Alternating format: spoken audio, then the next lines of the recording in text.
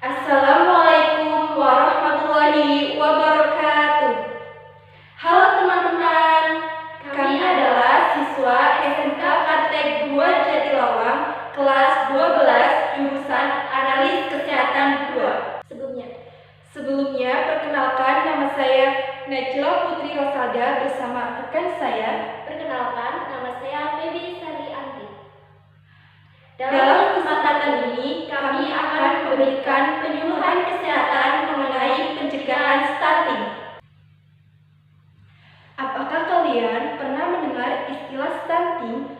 Sebagian besar masyarakat mungkin belum memahami istilah tersebut.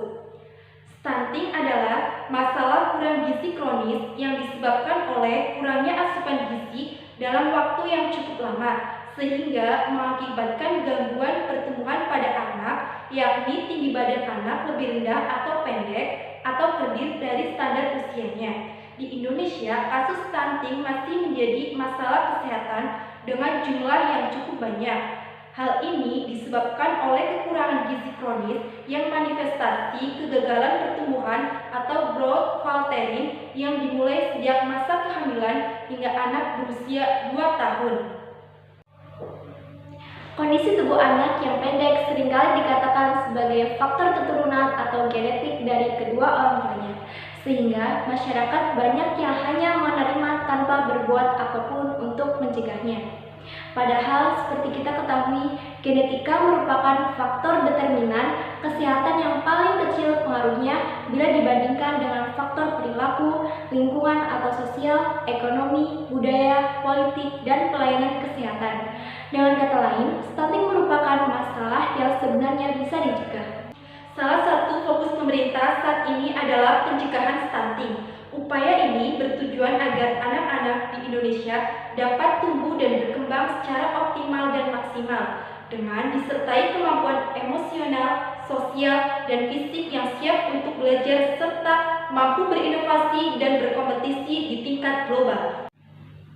Secara medis, ada dua faktor utama yang menyebabkan seorang anak menderita stunting. Pertama, faktor dari ibu, dan kedua, masa awal pertumbuhan anak.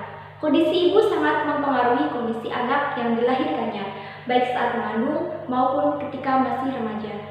Stunting dapat terjadi karena kondisi ibu yang kurang asupan gizi dan sering mengalami anemia atau kurangnya sel darah merah. Selain kondisi fisik ibu, stunting juga dipengaruhi oleh kebersihan dan lingkungan hidup yang sehat. Sanitasi yang kurang memadai dapat menjadi faktor penyebab stunting. Adapun faktor yang menjadi penyebab seorang anak mengalami stunting ditentukan berdasarkan 1000 hari pertama kehidupan atau balita di bawah 3 tahun. Penyebab stunting balita di bawah 3 tahun adalah 1. Tidak mendapat ASI eksklusif, 2. Tidak menerima makanan pengganti ASI, 3. Makan makanan yang kurang sehat. Perkembangan stunting adalah proses yang lambat, kumulatif, dan tidak berarti bahwa asupan makanan saat ini tidak memadai. Kegagalan pertumbuhan mungkin telah terjadi di masa lalu seseorang.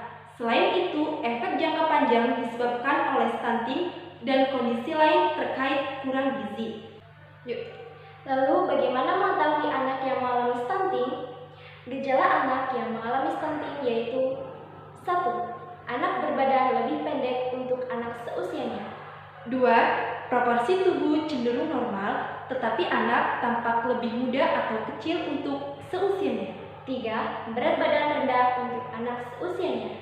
4. Pertumbuhan tulang tertunda. 5. Perkembangan tubuh terhambat. 6. Anak lebih mudah terkena infeksi.